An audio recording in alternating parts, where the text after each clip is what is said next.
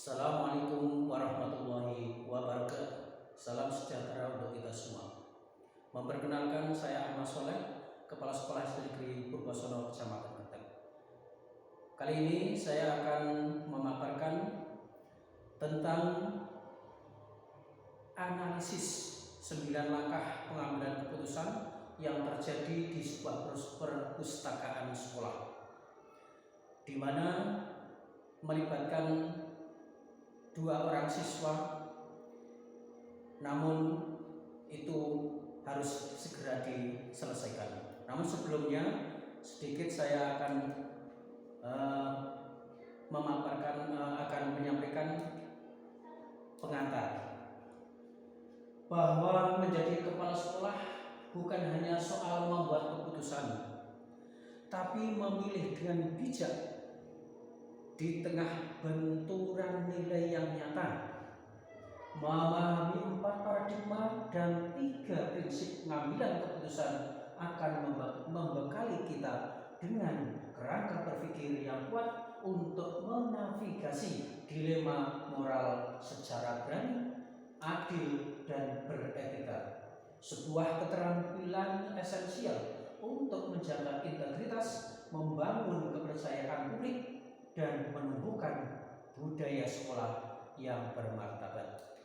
Baik, sebuah kasus yang terjadi di sebuah perpustakaan ini harus segera diselesaikan. Saya akan mengambil keputusan dengan 9 langkah dan pengujian keputusan. Langkah yang pertama itu muncul suatu pertanyaan. Apa saja nilai-nilai yang saling bertentangan dalam kasus tersebut? Tentu jawabannya adanya hubungan nilai kesetiakawanan, yaitu nilai yang bertentangan pada kejujuran dan nilai kekeluargaan. Kemudian langkah yang kedua, siapa saja yang terlibat dalam situasi kasus tersebut? Tentu yang terlibat adalah Tari dan Rara. Kemudian langkah yang ketiga yang harus diambil itu bagaimana dengan muncul sebuah pertanyaan, fakta-fakta apa saja yang relevan dengan situasi pada kasus tersebut. Tentu kita selesaikan dengan jawaban bahwa Tari ketika di perpustakaan melihat fakta yang relevan ketika Rara mengambil dompet dan memasukkan ke dalam tasnya. Akhirnya menggunakan langkah yang keempat dengan muncul pertanyaan, pengujian benar atau salah yang mana bisa dilakukan. Pengujiannya ada 2 pengujian. Yang pertama, pengujian intuisi. Apa itu? Pengujian intuisi adalah apakah tindakan Rara sesuai dengan hati nuraninya. Kedua, pengujian yang kedua yaitu pengujian regulasi, yaitu apakah tindakan Rara sesuai dengan kode etik dan ketentuan yang berlaku di sekolah. Tidak hanya sampai di situ, karena menggunakan 9 langkah. Akhirnya langkah yang kelima, pertanyaannya, pengujian paradigma benar lawan benar yang mana yang bisa dilakukan? Lalu jawabannya, pengujian dapat dilakukan antara kejujuran dan kesetiakawanan, karena ini keputusan yang diambil menyangkut 2 hal yang sama-sama kuat atau sama baik, sehingga kita bisa lebih berhati-hati, beretika, reflektif dalam pengambilan keputusan. Kemudian langkah selanjutnya yaitu langkah yang keenam. Pertanyaannya, prinsip resolusi yang mana bisa dilakukan? Nah, resolusinya adalah prinsip yang dapat dilakukan adalah prinsip resolusi, peraturan, dan rasa peduli. Kita harus menjelaskan bahwa ada peraturan yang berlaku sehingga akan tumbuh rasa peduli karena kita memang benar-benar peduli. Akhirnya langkah yang ketujuh, muncul pertanyaan, opsi lain yang lebih adakah opsi lain yang lebih kreatif, adil dan bijak yang bisa dilakukan?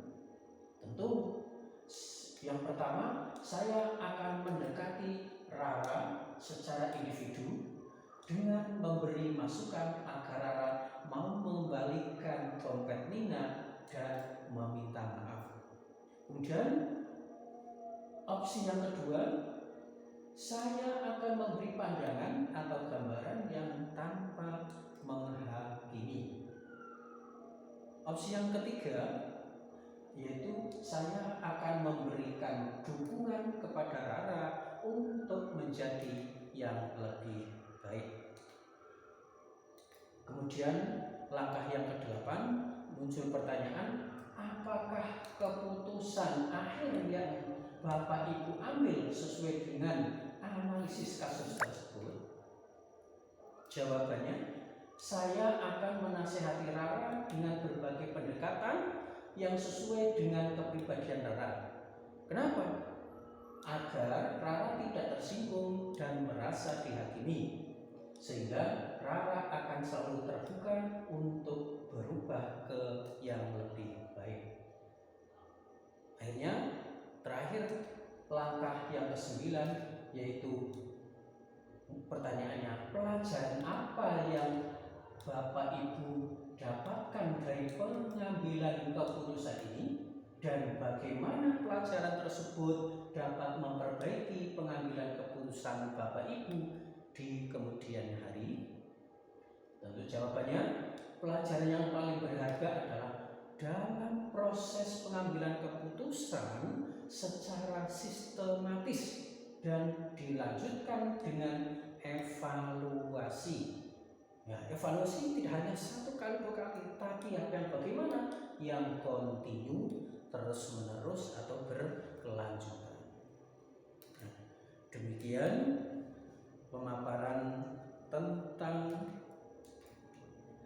analisis 9 langkah pengujian keputusan untuk mengatasi, menyelesaikan masalah yang terjadi di sebuah perpustakaan sekolah.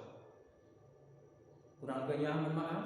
Assalamualaikum warahmatullahi wabarakatuh.